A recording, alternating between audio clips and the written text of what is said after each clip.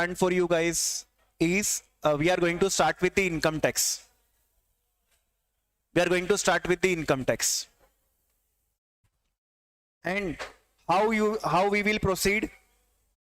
How we will proceed? हम एक chapter करेंगे, एक चैप्टर के आप मॉड्यूल के क्वेश्चन सॉल्व करना, मतलब एक दिन हम टॉपिक पढ़ेंगे, आप उस टॉपिक को पढ़ना, मॉड्यूल के क्वेश्चन सॉल्व करना, फिर कल मैं उस टॉपिक के आपको क्वेश्चंस करवा दूंगा, ठीक है? तो एक दिन थ्योरी पढ़ेंगे, एक दिन प्रैक्टिकल करेंगे।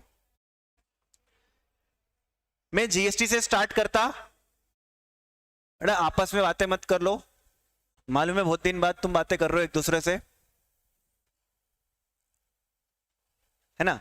जीएसटी इसलिए नहीं कर रहा हूं क्योंकि जीएसटी कितनी, एक तो छोटा सा है और कितनी बार पढ़ाया है क्लास में यार, 1000 बार तुमको रिवाइज भी करवाया है। जीएसटी तो क्लास में ही करवाया, मेन प्रॉब्लम इनकम टैक्स में रहती है।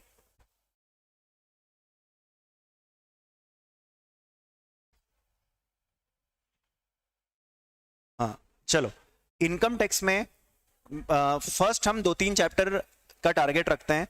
सबसे पहले ना इजी टॉपिक स्टार्ट करते हैं, इजी टॉपिक से स्टार्ट करते हैं।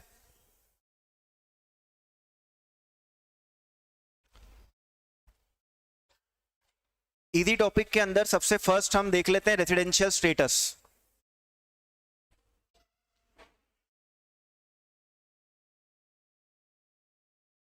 या फिर हाउस प्रॉपर्टी, इन दो में से एक टॉपिक हम ले सकते हैं, या तो रेजिडेंशियल स्टेटस पढ़ ले या हाउस प्रॉपर्टी पढ़ ले। मां मॉड्यूल के मैंने आपको क्या कहा कि कल एक बार आप क्वेश्चन सॉल्व कर लेना खुद से, फिर अपन अपने यहीं पर मॉड्यूल खोल लेंगे और मॉड्यूल के सारे क्वेश्चन सॉल्व कर लेंगे।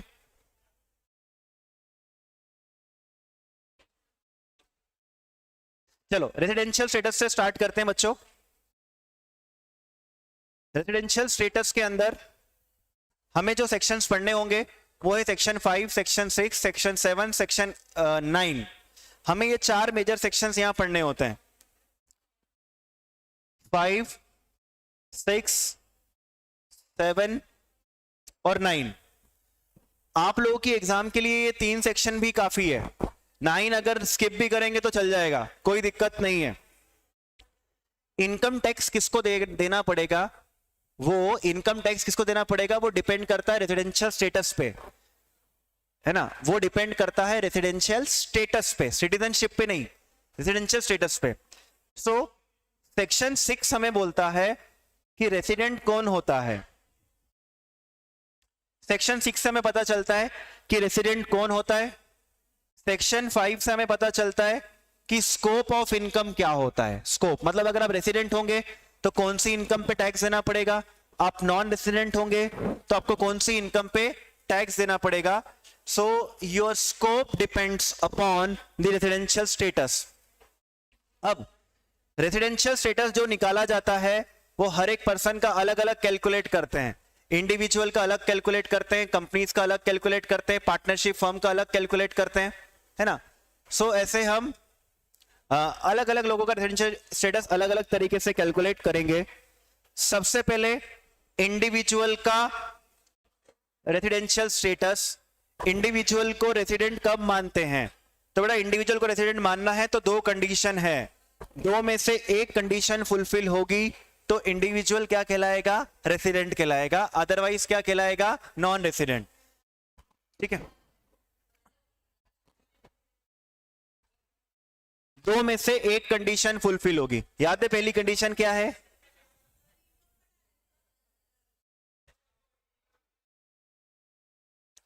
अगर किसी इंडिविजुअल का प्रीवियस ईयर में स्टे 182 दिन या उससे ज्यादा है, अगर किसी इंडिविजुअल का प्रीवियस ईयर में स्टे 182 डेज से, बेटा रेजिडेंशियल स्टेटस करवा रहा हूं, फिर हाउस प्रॉपर्टी, फिर सैलरी, इस तरीके से। प्रीवियस ईयर में स्टे 182 डेज और मोर है तो वो क्या कहलाएगा? रेसिडेंट कहलाएगा। या फिर भाई आप लोगों की आवाज होती है ना तो थोड़ा सा मेरे को डिस्टर्ब होता है, बस इसलिए बोल रहा हूं आप रहिए यहां पर, बस आवाज ना करिए। अगर आपका प्रीवियस ईयर में स्टे कितना होगा? 60 दिन, तो भी आप रेसिडेंट बन सकते हो, बट इस कंडीशन के साथ एक और एक कंडीशन फुलफिल करनी पड़ेगी आपके पिछले 4 प्रीसीडिंग प्रीवियस ईयर में आपका स्टे कितना होना चाहिए, 365 डेज और मोर। ठीक है। सो इंडिविजुअल को रेसिडेंट बनना है तो 2 कंडीशन है। पहली कंडीशन तो ये प्रीवियस ईयर में स्टे कितना हो, 182 दिन या उससे ज्यादा, या फिर प्रीवियस ईयर में आपका स्टे कितना हो, 60 दिन या उससे ज्यादा, लेकिन पिछले 4 सालों में आपका स्टे कितना होना चाहिए, 365 डेज या उससे ज्यादा, तो आप क्या हो जाओगे, रेसिडेंट। देखिए हमारे एग्जाम में जो प्रीवियस ईयर एप्लीकेबल है वो है 22-23। हमारे लिए जो प्रीवियस ईयर एप्लीकेबल है वो क्या है, 22-23। अगर किसी इंसान का प्रीवियस ईयर में स्टे यानी 22-23 में स्टे कितना हो गया, 183 दिन, तो मतलब वो क्या हो जाएगा, रेसिडेंट। 182 भी हो गया तो क्या होगा, रेसिडेंट। 181 हुआ तो फर्स्ट कंडीशन के हिसाब से रेसिडेंट नहीं होगा। हमें चेक करना पड़ेगा कि भैया 60 डेज या उससे ज्यादा है, तो 60 डेज तो है ही सही, क्योंकि 181 बोल रहा हूं। पिछले 4 सालों का टोटल भी एग्जाम में दिया होगा, वो हमें देखेंगे और क्या कह देंगे कि वो रेसिडेंट है। जो सेकेंड कंडीशन होती है ना, कौन सी कंडीशन, सेकेंड कंडीशन, ये कुछ लोगों पे अप्लाई नहीं होती। Second condition does not get applies on some kind of person. अब मतलब क्या, अगर इन लोगों को रेसिडेंट बनना है तो फिर कंडीशन 1 ही क्या करनी पड़ेगी, फुलफिल करनी पड़ेगी। Even if they fulfil condition number 2 तो वो क्या कहलाएंगे, आपके नॉन रेसिडेंट, मतलब उनको सेकेंड कंडीशन अप्लाई ही नहीं होने वाली। कौन कौन से ऐसे लोग हैं, Indian citizen leaving India for employment, Indian citizen leaving India for employment. ठीक है, इंडिया छोड़कर जा रहा है तो उसके ऊपर कौन सी कंडीशन अप्लाई मत करना, सेकंड कंडीशन। देखो ध्यान से ना, Indian citizen leaving India for employment, दूसरे में क्या था, Indian citizen crew member of an Indian ship, Indian citizen crew member of an Indian ship. Record कर रहा हूं बेटा, रिकॉर्ड नहीं कर रहा हूं वैसे मैं, है ना, ये करूं रिकॉर्ड, हाँ चलो जो आए उनका ही फायदा होना चाहिए ना। चलो ठीक है, Indian citizen crew member of an Indian ship. और तीसरा इज इंडियन सिटीजन या फिर person of Indian origin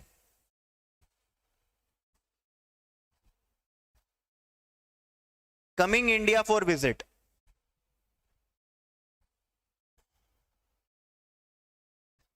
Indian citizen या person of Indian origin coming India for visit, तो भैया उसके ऊपर हम सेकंड कंडीशन अप्लाई नहीं करेंगे। लेकिन बेटा अमेंडमेंट क्या आया था, इंडियन सिटीजन या फिर person of Indian origin coming India for visit पे सेकंड कंडीशन भी अप्लाई होगी, सेकंड कंडीशन भी अप्लाई होगी इफ देयर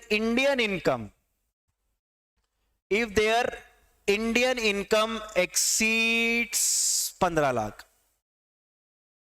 अगर उनकी इंडियन इनकम किसको एक्सीड करेगी, 15 लाख को एक्सीड करेगी, तो उनके ऊपर कौन सी कंडीशन भी अप्लाई करेंगे, सेकंड कंडीशन भी अप्लाई करेंगे। और जब सेकंड कंडीशन अप्लाई करेंगे तो instead of 60 what we will use 120,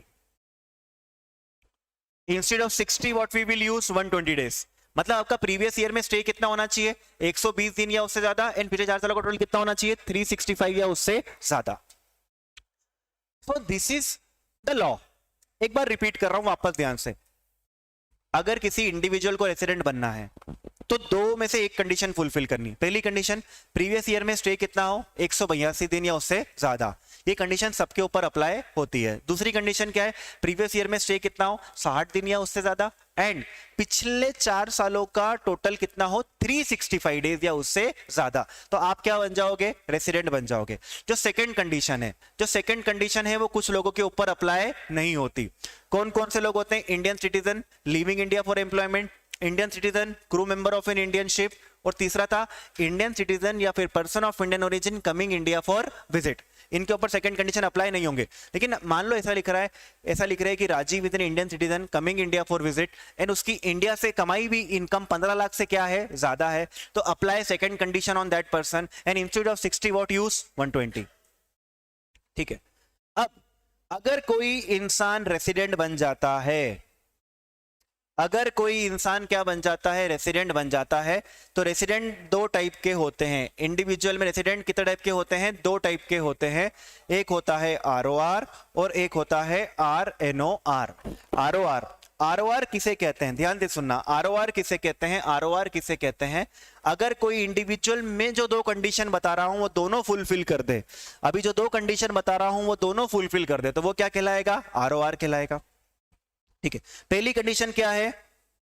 at least 2 out of 10 preceding previous year में वो रेसिडेंट रहा हो। एटलीस्ट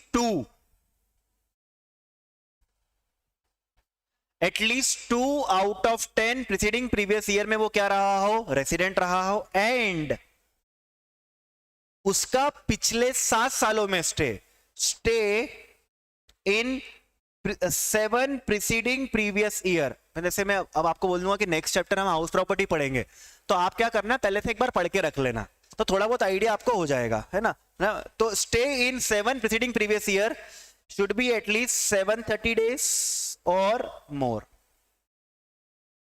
तो भैया वो क्या कहलाता है? रेसिडेंट कहलाता है एंड ऑर्डिनरी रेसिडेंट कहलाता है। तो भैया पहले तो कुछ नहीं करा, 182 दिन देख लिए, या 60, या फिर कितना देख लिया, 365 देख लिया, ठीक है। और अगर रेसिडेंट निकल गए तो हमने क्या करा, ये भी चेक कर लिया कि पिछले 10 सालों में हमारे लिए प्रीवियस ईयर एप्लीकेबल क्या है? 22-23, है ना? 22-23 अपना प्रीवियस ईयर है। तो 22-23 में देखो, अब हमें ये देखना है 22-23 के भी पहले 10 सालों में एटलीस्ट 2 बार क्या रहा हो? वो रेसिडेंट रहा हो। और 22-23 के भी पिछले 7 सालों में उसका स्टे कितना रहा हो? 730 दिन या उससे ज्यादा। खत्म। फिर बच्चों एक नया सेक्शन आया था, जो मैंने आप लोगों को बताया था, section 6 subsection 1A। Section 6 subsection 1A क्या कहता है ये सेक्शन? ये कहता है कि अगर कोई इंडिया का सिटीजन है और उसकी इंडियन इनकम 15 लाख से ज्यादा है।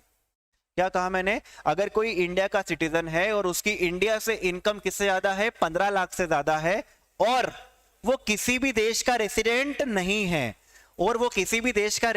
नहीं है, इस वजह से उसे किसी भी देश में टैक्स पे नहीं करना पड़ता, तो भैया उसे हमारे देश का क्या मान लिया जाता है? Deemed resident.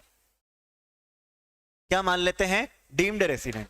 तो डीम्ड रेसिडेंट कैसे बनता है कोई भी इंसान? कि अगर कोई इंडियन सिटीजन है, उसकी इंडिया से इनकम किससे ज्यादा है? 15।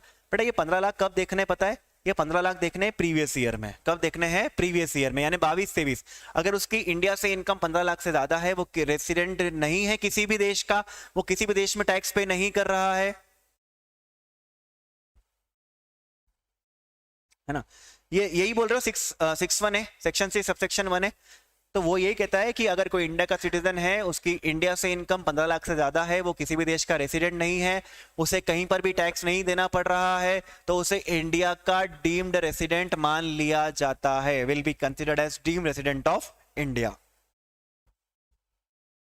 ठीक है। सो अब एग्जाम में ये क्वेश्चन आता है थियोरिटिकल। देखो सीएस में है ना, देखो टैक्स में तो मैक्सिमम टाइम प्रैक्टिकली आने चाहिए, लेकिन जब आज से 15 साल पहले जब सब्जेक्टिव हुआ करता था, तो ये देखा गया है कि थ्योरी बहुत पूछते थे। अभी अब आप क्या करेंगे, ये तो मुझे पहली बार आप लोगों के अटेम्प्ट में पता चलेगा कि what they will ask, but वो ये पूछ सकते हैं कि यार किसी पर्सन को रेसिडेंट बनना है तो क्या क्या कंडीशंस फुलफिल करनी पड़ती है। तो आपको पहले लिखना पड़ेगा 6(1) की बात, सेक्शन 6 सबसेक्शन 1, वो 2 कंडीशन, और फिर साथ में क्या लिखना पड़ेगा? डीम्ड रेसिडेंट वाली बात, है ना? फिर अब ध्यान से सुनना, जो भी इंसान अमेंडमेंट वाली कंडीशन से, जो भी अमेंडमेंट वाली कंडीशन से रेसिडेंट बनता है, कौन सी? एक तो वो 120 दिन वाली, या फिर डीम्ड रेसिडेंट, तो वो हमेशा RNOR रहेगा। हमेशा क्या रहेगा? RNOR, resident but not ordinary resident. ठीक है। नाउ अच्छा, एक जब हम कैलकुलेट करेंगे कि कोई रेसिडेंट है, तो मान लो कि वो 5 अप्रैल के दिन इंडिया छोड़कर जा रहा है। 5 अप्रैल के दिन वो इंडिया छोड़कर, या ऐसा बोलते हैं कि 5 अप्रैल के दिन वो इंडिया आया,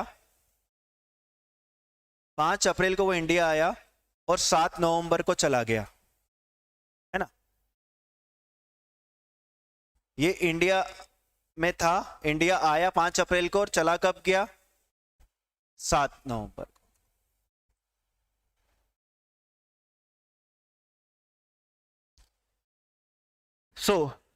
इंडियन इनकम होनी चाहिए बेटा उसकी, है ना। अगर इंडियन इनकम होगी 15 लाख इंडियन इनकम होनी चाहिए उसकी, नहीं होगी ना इंडियन इनकम तो फिर डीम नहीं मानते। अब सुनना ध्यान से, नंबर ऑफ डेज कैसे कैलकुलेट करेंगे? जिस दिन आया उसको भी इंडिया में मानना है और जिस दिन जाएगा उसको भी क्या मानना है? इंडिया में कंसिडर करना है। मतलब वो कब आया? 5 अप्रैल को आया, तो 5 अप्रैल को भी कहां पर था? इंडिया में था। तो मतलब अप्रैल में कितने दिन होते हैं? 30 दिन।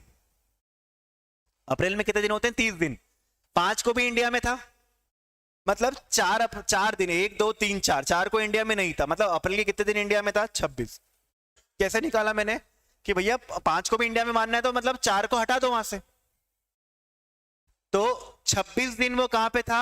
इंडिया में था। अप्रैल के प्लस मई के कितने दिन? 31 दिन, जून के 30, जुलाई के 31, अगस्त के 31, सितंबर के 30, अक्टूबर के 31 और नवंबर के 7। आने वाले दिन को भी क्या करना है? इंडिया में कंसीडर करना है, और जाने वाले दिन को भी क्या करना है? इंडिया में कंसीडर करना है।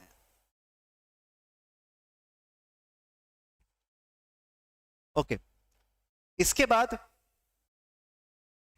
स्टे जरूरी नहीं है कि कंटिन्यूस हो, ऐसा नहीं है। ऐसा भी हो सकता है कि वो 7 अप्रैल को इंडिया में था, 7 अप्रैल को इंडिया में आया और 31 मई को चला गया, फिर वो वापस से 9 अगस्त को आया और वापस से वो 7 फरवरी को चला गया, तो चलेगा। हमको यहां से यहां तक के दिन काउंट करने हैं, यहां से यहां तक के दिन काउंट करने हैं और बताना है कि वो रेसिडेंट है या फिर नॉन रेसिडेंट है। वो जो 3 एक्सेप्शन बताए ना मैंने आपको, जिसपे सेकंड कंडीशन नहीं लगती, बट बच्चों उसमें हमेशा फॉरेन सिटीजन की ही बात, इंडियन सिटीजन की ही बात की है, फॉरेन सिटीजन की हमने बात नहीं की है। डन। इसके बाद एचयूएफ को रेसिडेंट कब मानते हैं? एचयूएफ को रेसिडेंट कब मानते हैं? एचयूएफ को रेसिडेंट तब मानते हैं जब उसका कंट्रोल और मैनेजमेंट होल और पार्ट इन इंडिया होता है, होली और पार्टली इन इंडिया होता है, तो उसे हम क्या मानते हैं? रेसिडेंट मानते हैं। एचईएफ को अगर इंडिया का रेसिडेंट बनना है तो उसके कंट्रोल को देखना है। अगर थोड़ा सा भी कंट्रोल कहां पर आ गया? इंडिया में आ गया, तो भैया हम उसे क्या मानेंगे? रेसिडेंट है। एचईएफ को कंट्रोल कौन करता है? उसका कर्ता। तो कर्ता ने एचईएफ को चलाने के डिसीजंस कहां से लिए? अगर पार्टली यानी 1%, 0.1% भी कहां से ले लिए? इंडिया में ले, तो एचईएफ क्या बन जाएगा? रेसिडेंट। अगर एचईएफ रेसिडेंट है, अगर एचईएफ रेसिडेंट है तो एचईएफ आरओआर भी हो सकता है और आरएनओआर भी हो सकता है। एचईएफ आरओआर भी हो सकता है, एचईएफ आरएनओआर भी हो सकता है। अगर एचईएफ को आरओआर बनना है तो जो कर्ता होता है एचईएफ का, उसको वो दोनों एडिशनल कंडीशन फुलफिल करनी पड़ेगी। वो दोनों एडिशनल कंडीशन फुलफिल करनी पड़ेगी, जो किसको करनी पड़ती है? आरओआर को करनी पड़ती है। यानी पिछले 10 सालों में एटलीस्ट 2 बार वो क्या रहा हो? रेसिडेंट रहा हो, और पिछले 7 सालों में उसका स्टे कितना रहा हो? 730 दिन या उससे ज्यादा। अगर कर्ता ने ये दोनों कंडीशन फुलफिल कर दी तो एचयूएफ को हम क्या मान लेंगे? रेसिडेंट मान लेंगे, एंड ऑर्डिनरी रेसिडेंट मान लेंगे। इसके बाद मैंने आपको बताया था कंपनी को रेसिडेंट कब मानते हैं। कंपनी के रेसिडेंट की बात करते हैं तो डोमेस्टिक कंपनी होती है तो वो हमेशा क्या होती है दोस्तों? रेसिडेंट होती है। डोमेस्टिक कंपनी हमेशा रेसिडेंट होती है। और जो इंडियन कंपनीज होती है, सॉरी जो फॉरेन कंपनीज होती है, फॉरेन कंपनीज रेसिडेंट तब होती है जब इनका प्लेस ऑफ इफेक्टिव मैनेजमेंट यानी पोयम कहां पर हो? इंडिया में। डोमेस्टिक कंपनी हमेशा क्या रहेगी? रेसिडेंट रहेगी। एंड फॉरेन कंपनी को चलाया कहां से जाता है? Where is the place of effective management? If place of effective management का पोयम यानी उनका फॉरेन कंपनी का पोयम क्या निकल जाए? इंडिया, तो वो क्या बन जाती है? रेसिडेंट बन जाती है। एग्जाम में क्वेश्चन किसके आएंगे? इंडिविजुअल के, क्योंकि इसमें कुछ पूछने लायक है नहीं। Then another person, other person जो है वो कब रेसिडेंट बनते हैं? तो अदर पर्सन के लिए भी यही है। अच्छा, कंपनी के लिए याद रखना, कंपनी या तो रेसिडेंट होती है या तो नॉन रेसिडेंट, कोई आरओआर या आरएनओआर का कोई लफड़ा नहीं है। एन अदर पर्सन यानी पार्टनरशिप हो गया, एओपी बीओआई हो गया, अगर इनका कंट्रोल और मैनेजमेंट होली और पार्टली इन इंडिया होता है, कंट्रोल और मैनेजमेंट होली और पार्टली इन इंडिया होता है, कंट्रोल और मैनेजमेंट होली और पार्टली इन इंडिया होता है, तो भैया ये क्या बन जाते हैं, रेसिडेंट। सेम एज एचयूएफ, लेकिन एचयूएफ आरओआर या आरएनओआर भी हो सकता है, और ये तो रहेंगे तो सिर्फ आर या एनआर।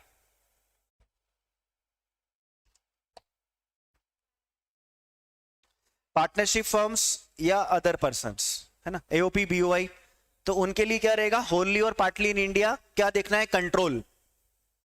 पक्का एवरीवन, ये बात क्लियर हो गई आपको? तो ये बात था सेक्शन 6 की। सेक्शन 6 में रेजिडेंशियल स्टेटस 182 दिन, 60 दिन, 365 दिन। सेकंड कंडीशन कुछ लोगों पे अप्लाई मत करना, Indian citizen living India for employment, Indian citizen crew member of an Indian ship, Indian citizen person of Indian origin coming India for visit. ठीक है, अगर कोई रेसिडेंट बनता है तो वो आरओआर भी हो सकता है, आरएनओआर भी हो सकता है, दोनों एडिशनल कंडीशन फुलफिल करनी पड़ेगी। 2 आउट ऑफ 10, 7 साल में 730 दिन या उससे ज्यादा, तो आप हो आरओआर। एचयूएफ के लिए कंट्रोल मैनेजमेंट, कंपनीज के लिए फॉरेन कंपनी का पोएम इंडिया होना चाहिए, डोमेस्टिक कंपनी तो ऑलवेज रेसिडेंट, एंड अदर्स के लिए भी कंट्रोल एंड मैनेजमेंट होली और पार्टली इन इंडिया। नेक्स्ट रहेगा आपका सेक्शन 5, जो जिससे एक और प्रैक्टिकल बनने के चांसेस ज्यादा है। Section 5 is the scope of income. Scope of income मतलब कौन कौन सी इनकम पे किन किन लोगों को क्या करना पड़ेगा, टैक्स देना पड़ेगा। तो भैया 3 टाइप के लोग हो जाएंगे, एक होगा आरओआर, एक होगा आरएनओआर और एक होगा एनआर। 3 टाइप के लोग हो जाएंगे।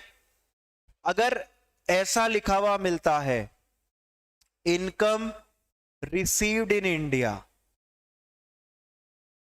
अगर इनकम कहां रिसीव करी है, इंडिया में रिसीव करी है, if income is received in India, है ना, it is taxable in India, तो इसके लिए को भी टैक्स देना है, इसको भी टैक्स देना है और इसको भी टैक्स देना है। अगर ये लिखा आ जाए कि भैया इनकम कहां रिसीव हुई है, इंडिया में रिसीव हुई है, तो वो तीनों के लिए क्या है, टैक्सेबल है। अगर वो बोलते हैं इनकम का सोर्स क्या है, इंडिया है, इनकम सोर्स इन इंडिया, है ना, इस पे क्वेश्चन बन सकता है, याद रखना, क्योंकि ये जो टॉपिक है ये मर्ज नहीं होता है किसी चैप्टर के साथ, इसको अलग से पूछा जाता है, तो इसके आने के चांसेस होते हैं। बाकी चीजों को वो कहीं और चैप्टर में मर्ज भी कर सकते हैं, लेकिन इसको मर्ज नहीं करेंगे, इस पे क्वेश्चन बना देंगे। इसमें मॉड्यूल में भी 2-3 क्वेश्चन है जो कि आज आपको होमवर्क में सॉल्व कर लेना है। कल मैं क्लास में फिर करा दूंगा और 1-2 क्वेश्चन अपनी तरफ से भी करवा दूंगा। इनकम का सोर्स इंडिया, तो बेटा वो आरओआर के लिए भी टैक्सेबल है, आरएनओआर के लिए भी टैक्सेबल है और एनआर के लिए भी टैक्सेबल है। फिर था बिजनेस इनकम इन इंडिया,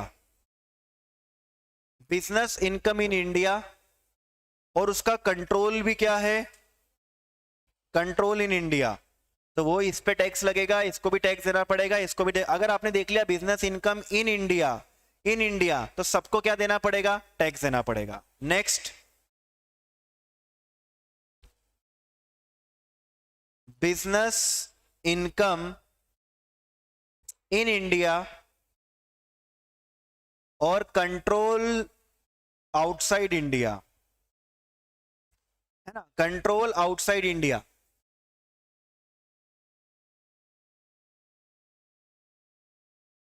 दोनों सेम तो हुए सर, हाँ बेटा, लेकिन सेम तो हुए, लेकिन रिसीव्ड रूल अलग होता है, सोर्स रूल अलग होता है। जैसे मान लो क्रिस गेल ने पैसा इंडिया से कमाया, लेकिन रिसीव उसने वेस्ट इंडीज में किया, लेकिन उसके सोर्स तो इंडिया था ना, रिसीव इंडिया नहीं हुआ वो पैसा, उसने वेस्ट इंडीज में रिसीव किया, लेकिन सोर्स तो उसका इंडिया हुआ ना, तो टैक्स देना पड़ेगा। हो सकता है दोनों रूल के हिसाब से टैक्स देना पड़े, हो सकता है एक भी रूल के हिसाब से आपको टैक्स देना पड़ जाए। इन इंडिया है तो तीनों पे टैक्स लगेगा, ठीक है वंशिका, तीनों पे टैक्स लगेगा। Then business income outside India, business income outside India और कंट्रोल इंडिया।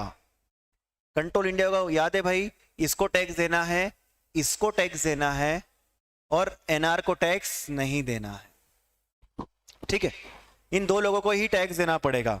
और ऐसा बोला जाता है कि बिजनेस इनकम आउटसाइड इंडिया और कंट्रोल भी क्या है, कंट्रोल भी आउटसाइड इंडिया, तो उस केस में क्या हो जाएगा, कंट्रोल भी आउटसाइड इंडिया, तो उस केस में क्या होगा, सिर्फ आरओआर को क्या करना है, टैक्स देना है, इन दोनों को टैक्स देने की जरूरत नहीं है। देन था other income outside India, other income outside India, other income outside India सिर्फ आरओआर को टैक्स देना है, इन दोनों को नहीं देना है। एग्जम्प्ट इनकम पर किसी को भी टैक्स नहीं देना होता, और पास्ट अनटैक्स्ड प्रॉफिट पे भी किसी को भी टैक्स नहीं देना होता। खत्म। This was section 5। इससे 5 नंबर का क्वेश्चन बनता है, याद रखना। इससे 5 नंबर का क्वेश्चन बनेगा जो आपको आज मॉड्यूल के क्वेश्चन सॉल्व करने हैं। जिसको चार्ट याद है वो बहुत इजीली कर सकता है। इनकम रिसीव्ड इन इंडिया तीनों के लिए टैक्सेबल, इनकम का सोर्स इंडिया तीनों के लिए टैक्सेबल। अगर बिजनेस इनकम इन इंडिया लिखा आ जाए तो तीनों के लिए टैक्सेबल, कंट्रोल से मतलब नहीं रहेगा। बिजनेस आउटसाइड इंडिया है लेकिन कंट्रोल इंडिया है तो 2 लोगों के लिए टैक्सेबल, कंट्रोल भी आउटसाइड इंडिया है तो सिर्फ और सिर्फ आरओआर के लिए टैक्सेबल, अदर इनकम आरओआर के लिए टैक्सेबल। एग्जम्प्ट और पास्ट अनटैक्स प्रॉफिट किसी के लिए भी टैक्स नहीं होते।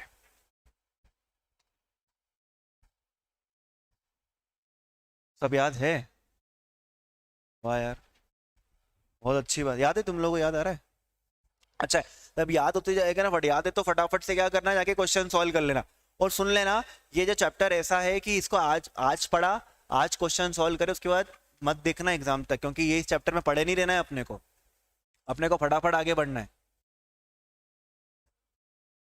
नेक्स्ट सेक्शन 9, सोर्स इंडिया कब माना जाता है? सोर्स इंडिया कब माना जाता है? तो सबसे पहले मैंने आपको क्या बताया था, सैलरी का सोर्स इंडिया कब मानते हैं? सैलरी का सोर्स इंडिया कब मानते हैं? तो बच्चों बहुत ही सिंपल, सैलरी के लिए क्या था, if services are rendered in India. Services कहां रेंडर्ड की गई है? इंडिया में रेंडर्ड की गई है, तो उसका सोर्स क्या रहेगा? इंडिया रहेगा। If services are rendered in India then its source will be considered as India। ध्यान से। फिर नेक्स्ट था कि इसमें एक बात और थी, अगर गवर्नमेंट ऑफ इंडिया से सैलरी मिलती है, गवर्नमेंट ऑफ इंडिया से सैलरी मिलती है तो ऑलवेज सोर्स इंडिया, हमेशा सोर्स क्या होगा? इंडिया होगा। अगर गवर्नमेंट ऑफ इंडिया से सैलरी मिलती है तो हमेशा इसका सोर्स क्या रहेगा? इंडिया। तो एग्जाम में ऐसा आता है कि भैया मिस्टर पीटर एक नॉन रेसिडेंट है जो कि यूके में रहते हैं और टीसीएस में काम करते हैं, और अब आप बोलोगे टीसीएस तो इंडियन कंपनी से सैलरी मिल रही है तो उसका सोर्स इंडिया हो जाना चाहिए। ऐसा नहीं होता। सैलरी के लिए हम ये देखते हैं कि सैलरी कमाई कहां गई है, जॉब कहां की गई है। अगर जॉब उनने यूके में करी तो उसका सोर्स इंडिया नहीं है। नेक्स्ट था डिविडेंड। डिविडेंड का सोर्स इंडिया कब मानते हैं? डिविडेंड का सोर्स इंडिया तब मानते हैं जब वो इंडियन कंपनी से मिलता है। तो अगर डिविडेंड किससे मिला है? इंडियन कंपनी से मिला है तो उसका सोर्स क्या होगा? इंडिया होगा। ठीक है। इसके बाद हमने बात करी थी इंटरेस्ट की। इंटरेस्ट का सोर्स इंडिया कब होता है? तो बच्चों याद होगा, इंटरेस्ट के लिए हमने 3 बातें क्रिएट करी थी, और जो बातें इंटरेस्ट पे होती है वही बातें किस पे होती है? रॉयल्टी पे होती है, और वही बातें एफटीएस पे होती है, फीस फॉर टेक्निकल सर्विसेज पे होती है। इंटरेस्ट का सोर्स इंडिया कब मानते हैं? इंटरेस्ट अगर किससे मिला है? गवर्नमेंट से मिला है। इंटरेस्ट किससे मिला है? गवर्नमेंट से मिला है। ऑलवेज उसका सोर्स इंडिया होता है। आपको याद है मैंने एग्जांपल दिया था कि जैसे एचएसबीसी बैंक है, एचएसबीसी बैंक ने या जेपी मॉर्गन बैंक है, उसने भारत सरकार को क्या दिया? लोन दिया। भारत सरकार को लोन दिया, भारत सरकार जेपी मॉर्गन को क्या करेगी? ब्याज पे करेगी। जेपी मॉर्गन नॉन रेसिडेंट है, वो पैसे इंडिया के बाहर रिसीव कर रहा है, तो रिसीव्ड इन इंडिया तो नहीं है, लेकिन बेटा इसका सोर्स इंडिया हो जाएगा क्योंकि गवर्नमेंट से मिला है तो सोर्स ऑलवेज इंडिया होता है। अगर रेसिडेंट से मिलता है, लोन किससे मिलता, इंटरेस्ट किससे मिलता है, रेसिडेंट से मिलता है। जैसे एचएसबीसी बैंक ने रिलायंस को लोन दिया, Reliance is resident because it is domestic company. Reliance will pay interest to the HSBC bank or whatever I have taken the example JP Morgan bank. तो उस केस में सोर्स जनरली इंडिया होता है, source generally India होता है, resident से मिलता है तो। लेकिन अगर रेसिडेंट ने उसका यूज इंडिया के बाहर किया है, रेसिडेंट ने पैसे का यूज इंडिया के बाहर किया है, यूज आउटसाइड इंडिया है, तो source outside India.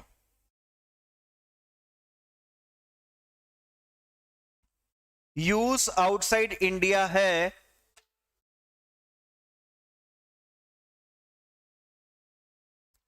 Sir, TCS से डिविडेंड मिला नहीं बेटा, डिविडेंड टीसीएस से मिला है तो डिविडेंड के ऊपर तो डिविडेंड वाला रूल अप्लाई करेंगे। तो कोई भी इंसान हो अगर उसको डिविडेंड इंडियन कंपनी से मिल रहा है तो उसका सोर्स क्या रहेगा, इंडिया। सैलरी के लिए देखेंगे कि सैलरी जॉब कहां की गई, उसके लिए सोर्स रूल उस पर डिपेंड करता है।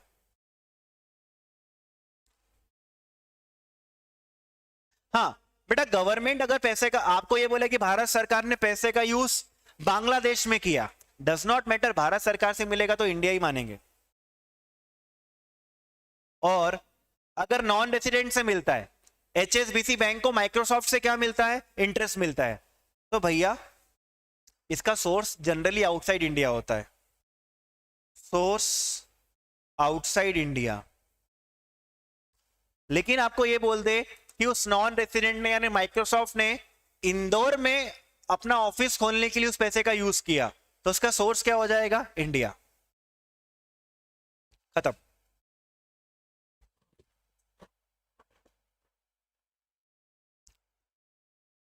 ओके, सैलरी का रूल बोलो फटाफट से। सैलरी का रूल क्या था, salary services are rendered in India, source India.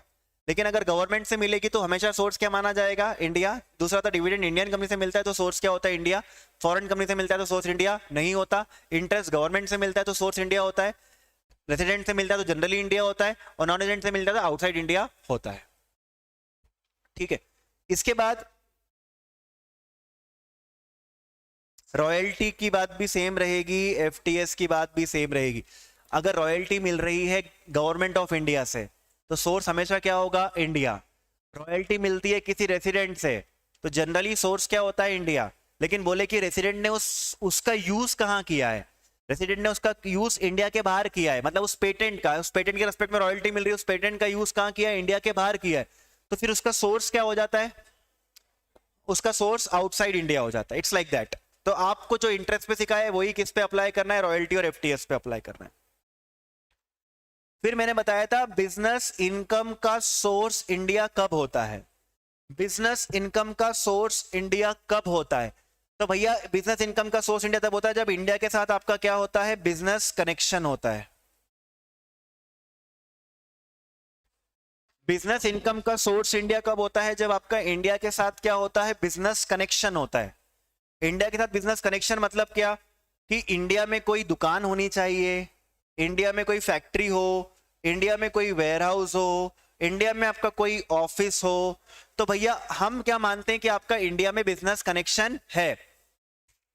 आपको याद है वो दुबई वाला एग्जांपल दिया था मैंने कि मान लो दुबई में कोई दुकान है, आप एज एन इंडियन दुबई घूमने जाते हो और उस दुकान में जाकर क्या करते हो, गुड्स परचेज कर लेते हो।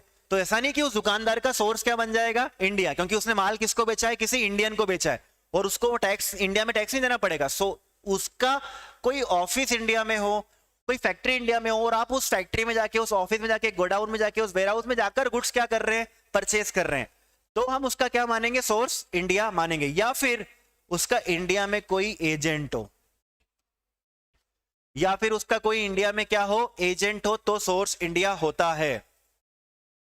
अच्छा, एजेंट कौन कौन सा चलेगा, आपको मैंने बताया था, power of attorney agent will do, CNF agent will do, और sole selling agent will do. कोई सा भी एजेंट हो वो चलेगा। कौन सा भी एजेंट, देखो एक होता है पावर ऑफ अटॉर्नी एजेंट, जो आपके बिहाफ पे सारे पावर होल्ड करता है। एक होता है कैरी फॉरवर्ड एजेंट, जो आपका स्टॉक होल्ड करके रखता है। सोल सेलिंग एजेंट वो होता है जो कि आपके बिहाफ पे माल सेल करता है, लेकिन सिर्फ आपका ही काम करता है। आप सुनना बस एक बात, अगर इंडिया में आपका जनरल एजेंट है,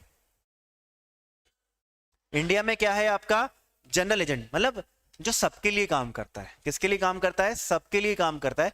तब आपका इंडिया में बिजनेस कनेक्शन नहीं होगा। जो एजेंट ऐसा है सिर्फ आपके लिए ही काम कर रहा है, तभी इंडिया में आपका क्या होगा? Business connection.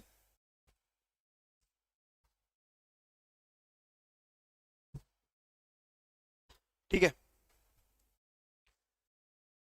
सो बिजनेस कनेक्शन का मतलब कोई शॉप, कोई फैक्ट्री, कोई ऑफिस, कोई एजेंट हो, सारे एजेंट चलेंगे लेकिन जनरल एजेंट नहीं चलेगा। अच्छा, एक आपको याद है वो मैंने एक एग्जांपल दिया था, मान लो एक्स लिमिटेड है, उसका इंडिया में एजेंट है, तो एक्स का तो इंडिया में क्या हो गया? बिजनेस कनेक्शन हो गया। क्या वाई का भी बिजनेस कनेक्शन माना जाएगा, वाई लिमिटेड का? तो याद रखना, अगर एक्स का इंडिया में कोई एजेंट है तो ऑब्वियसली पता है बिजनेस कनेक्शन तो किसका है? एक्स का है। वाई का भी बिजनेस कनेक्शन हो जाएगा अगर एक्स वाई को कंट्रोल करती है, या वाई एक्स को कंट्रोल करती है, या फिर कोई जेड है जो कि दोनों को क्या करती है? कंट्रोल करती है। सो अगर आपका ग्रुप कंपनीज में है ना, होल्डिंग सब्सिडरी कंपनीज का भी इंडिया में क्या है? एजेंट है। सब्सिडरी का एजेंट है या होल्डिंग का एजेंट है, तो वो ऑटोमेटिक बाकी का भी क्या बन जाएगा? इंडिया में बिजनेस कनेक्शन कंसिडर कर लिया जाएगा। एसोसिएट नहीं चलेगा। एसोसिएट आपको पता ही होगा, सर ने बताया होगा आपको कंपनी लॉ में, who is associate. Again 20% share वालों को क्या कहते हैं? एसोसिएट। मैं बोल रहा हूं कंट्रोल। कंट्रोल कब आता है? जब तो शेयर से आता है, और एक उससे भी आता है ना, डायरेक्टर्स को रिमूव कर सकते हैं। मेरे को एग्जैक्टली याद नहीं है, डायरेक्टर को, मैक्सिमम डायरेक्टर्स को रिमूव कर दे तो भी आपको कंट्रोल मानते हैं। होल्डिंग सब्सिडरी का कंट्रोल,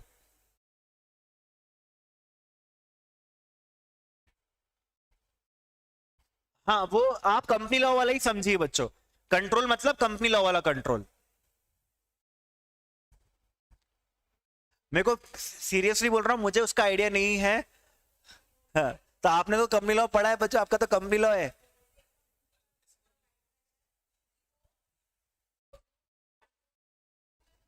हाँ, अपॉइंट कर सकते हैं, उसको हटा सकते हैं, वही ना, बोर्ड पे भी कंट्रोल, ऐसा कुछ होता है। हाँ बिल्कुल सही है, तो वही चीज है। ठीक है।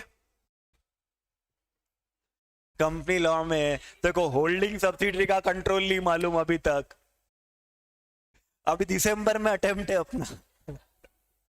बहुत ग्रुप है तो बहुत ग्रुप है, तो भाई ये तो मामूली सी बात है, ये तो पता होना चाहिए सबको। तो बहुत ग्रुप मत दे, एक ग्रुप दे। चलो अच्छा दोस्तों, एक चीज और आप ध्यान से सुनना, शायद, हाँ वो ऑनलाइन वाली बात करने जा रहा हूं मैं ना, ऑनलाइन वाली बात। अब ध्यान से सुनना, मान लो कि कोई एक कंपनी है जिसका इंडिया में कोई ऑफिस नहीं है, लेकिन उसकी वेबसाइट, उसने यूएस में उसका ऑफिस है और उसने एक वेबसाइट बना रखी है ना, उसने क्या बना रखी है? वेबसाइट बना रखी है। अब आप बोलोगे कि इंडिया में तो कुछ है ही नहीं उसका, क्योंकि कोई ऑफिस नहीं, कोई फैक्ट्री नहीं है, कुछ नहीं है। लेकिन याद रखना, अगर वो वेबसाइट के थ्रू इंडिया में माल बेच रहे हैं या गुड्स बेचते हैं या सर्विस प्रोवाइड करते हैं और उनका रेवेन्यू 2 करोड़ को क्या कर जाता है? एक्सीड कर जाता है, तो उनका इंडिया में बिजनेस कनेक्शन माना जाएगा। I am repeating. हाँ, वो जैसे अलीबाबा है, अलीबाबा का इंडिया में कोई ऑफिस वगैरह कुछ नहीं है फॉर एग्जांपल, तो अलीबाबा, अगर अलीबाबा का इंडिया से रेवेन्यू कितना हो रहा है? 2 करोड़ से ज्यादा, तो उस केस में अलीबाबा का इंडिया में क्या है? बिजनेस कनेक्शन है। देखो, वेबसाइट बनाकर क्या कर सकते हैं? गुड्स बेच सकते हैं या सर्विसेज प्रोवाइड, जैसे नेटफ्लिक्स है, नेटफ्लिक्स क्या कर रहा है? सर्विसेज प्रोवाइड कर रहा है, उसके लिए चार्ज कर रहा है, तो बहुत सिंपल सी बात है, उनका टर्नओवर जो है 2 करोड़ से ज्यादा हो ही जाएगा। या फिर कोई ऐसी एप्लीकेशन है जिसके 3 लाख से ज्यादा सब्सक्राइबर है, सॉरी 3 लाख और मोर सब्सक्राइबर है। क्या है उसके? 3 लाख के सब्सक्राइबर, तो आपका इंडिया में बिजनेस कनेक्शन है। अगर जैसे कोई यूट्यूब चैनल रन करता है ना, फॉर एग्जांपल कोई पर्सन यूट्यूब चैनल रन करता है, और उस उसके यूट्यूब को 3 लाख लोगों ने, 3 लाख इंडियन लोगों ने क्या कर रखा है, सब्सक्राइब कर रखा है। तो जैसे वो है ना, क्या नाम था, मैंने ध्रुव राठी करके आपने देखा होगा, चैनल है, तो वो जर्मनी में रहता है, बट उसकी इंडियन सब्सक्राइबर किससे ज्यादा है, 3 लाख से ज्यादा। तो उसका इंडिया में क्या है, बिजनेस कनेक्शन है। तो आपको ऐसा पूछ सकते हैं कि ऑनलाइन केसेस में बिजनेस कनेक्शन कब माना जाता है, तो आप ये लिखना कि अगर हम वेबसाइट बनाकर गुड्स और सर्विसेज सप्लाई कर रहे हैं and our revenue exceeds 2 crore, then it is considered as a business connection. और we do not earn anything, बहुत सारी एप्लीकेशन ऐसी होती है जो कुछ कमाती नहीं है, बस उसके डाउनलोड्स हो जाते हैं, तो डाउनलोड हो गए, तो डाउनलोड्स आर मोर देन या 3 लाख और मोर सब्सक्राइबर उसके होते हैं, तो उसे हम क्या मानते हैं, इंडिया में बिजनेस कनेक्शन, एंड उसको फिर इंडिया में क्या देना पड़ेगा, टैक्स देना पड़ेगा। ठीक है, फिर मैंने आपको यह बताया था business connection does not include 3-4 things. Business connection does not include 3-4 thing. पहला तो ये बताया था मैंने बच्चों आप लोगों को कि यार भैया न्यूज एजेंसी वाली बात थी, जैसे कोई बीबीसी वर्ल्ड है और वो इंडिया से क्या कर रही है, न्यूज कलेक्ट कर रही है और दुनिया में दिखा रहे हैं, ऐसा लगे कि उसका सोर्स क्या है, इंडिया है, बट उसका सोर्स इंडिया नहीं माना जाएगा। News agency collecting news from India, उसका सोर्स इंडिया नहीं है। देन नेक्स्ट था फॉरेन फिल्म प्रोड्यूसर।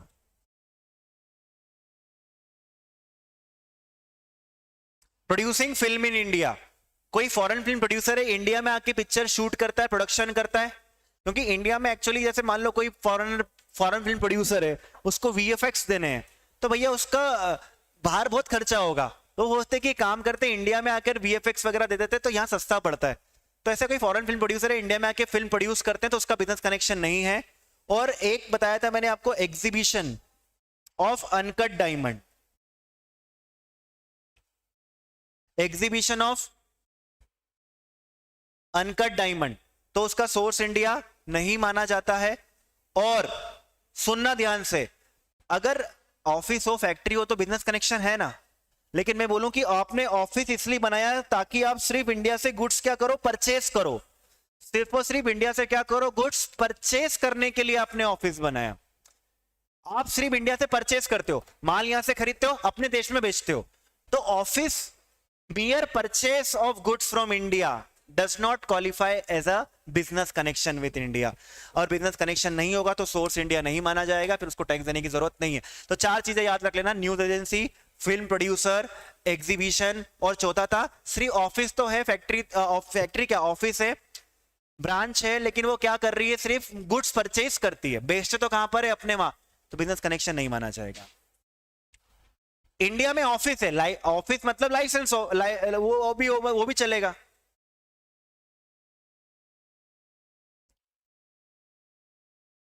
ठीक है, ये हुआ।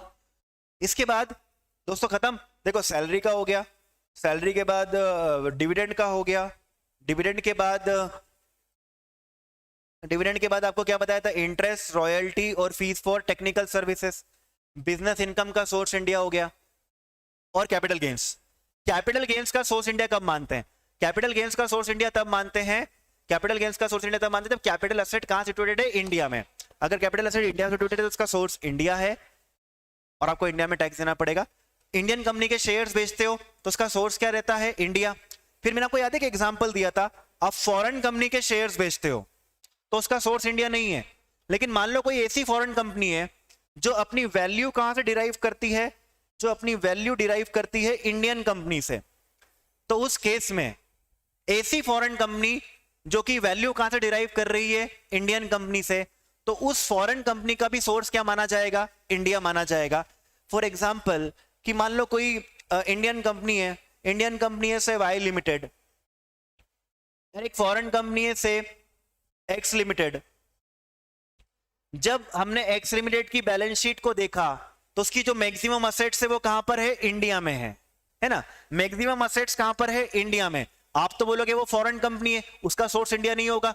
अब मान लो पीटर है, पीटर ने किसके शेयर्स बेचे, एक्स लिमिटेड के शेयर बेचे, वो तो फॉरेन कंपनी है नहीं, लेकिन वो ऐसी फॉरेन कंपनी जो अपनी वैल्यू कहां से डिराइव करती है, इंडियन कंपनी से डिराइव करती है, तो ऐसी फॉरेन कंपनी का सोर्स भी क्या माना जाएगा, इंडिया माना जाएगा। और यही बात थी आपके इस चैप्टर की।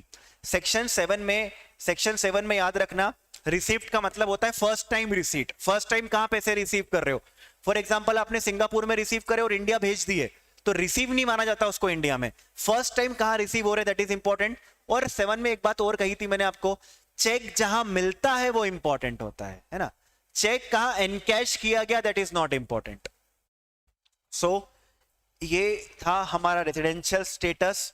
अब आप लोगों का एक काम रहेगा, मॉड्यूल के क्वेश्चन सॉल्व कर लेना। कल कुछ और एक्स्ट्रा क्वेश्चन है वो मैं आपको सॉल्व करवा दूंगा। जो मॉड्यूल में जो भी पास्ट एग्जाम के क्वेश्चन है वो मॉड्यूल में गिवन है। पास्ट एग्जाम के सारे क्वेश्चंस मॉड्यूल में गिवन है, ठीक है। सो वो तो आप सॉल्व करना, कल मैं आपको फिर से सॉल्व करवा दूंगा। तो ऐसे हम दो जैसे रेजिडेंशियल स्टेटस तो छोटा था, हो सकता है सैलरी बड़ा रहेगा, 3 दिन सैलरी पढ़ेंगे, फिर एक दिन क्वेश्चन सॉल्व कर लेंगे। हाउस प्रॉपर्टी तो एक दिन में हो जाएगा, तो हाउस प्रॉपर्टी एक दिन पढ़ेंगे और एक दिन अगले दिन क्वेश्चन सॉल्व कर लेंगे। It's like that. फिर 2-3 दिन पीजीबी पढ़ेंगे, उसके क्वेश्चन सॉल्व कर लेंगे।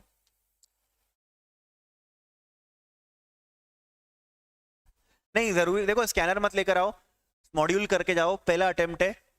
मैं आपको बोल रहा हूं जो पेपर सेटर है वो दिमाग नहीं लगाएगा, या तो वो सीए वालों का मॉड्यूल लेगा या तो वो तुम्हारा मॉड्यूल लेगा।